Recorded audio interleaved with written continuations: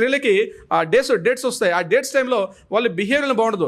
ఆ ఒక 4 days ఆ 5 days వాళ్ళ సిచ్యువేషన్ బాగాలేదని చెప్పి దాన్ని అడ్వాంటేజ్గా తీసుకొని వాళ్ళు మొత్తం ఇంతే, వాళ్ళు ఎప్పుడు ఇలానే బిహేవ్ చేస్తారు, నన్ను పట్టించుకోదు, పిల్లల్ని అన్నం సరిగా పెట్టదు, పిల్లల్ని స్కూల్ తయారు చేసి స్కూల్కి పంపించి ఏర్పాటు చేయదు, ఆమె తను సరిగ్గా వస్త్రాలు కట్టుకోదు, బట్టలు కట్టుకోదు, ఆమె ఎప్పుడు చింపి జుట్టు వేసుకుని ఇంట్లో పడి ఉంటుంది, సరిగ్గా స్నానం చేయదు, నాకు కూడా కనీసం ఇంట్లో వంట వండి పెట్టదు, నా పేరెంట్స్ని చూడదు అంటే షీఈ్ నాట్ ఒక పని మనిషి కాదు కదండి. ఒక పని మనిషిగా రెస్పెక్ట్ ఇస్తాం కదా, అంతకు మించిన కాదు కదా ఆవిడ.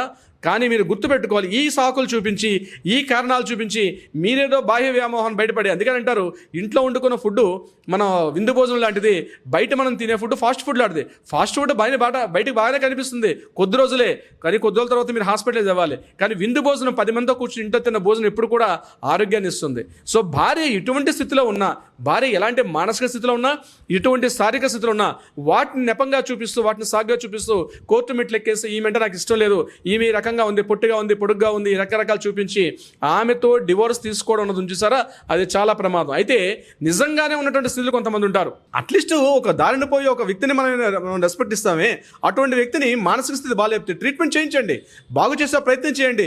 పిల్లలు లేరనే కారణంతో ఏ కోర్టులు కూడా ఎట్టి పరిస్థితుల్లో కూడా డివోర్స్ లేదు, ఎట్టి పరిస్థితుల్లో ఇవ్వండి. అది కారణం కానే కాదు, అది గ్రౌండ్ రిపోర్ట్ కాదు.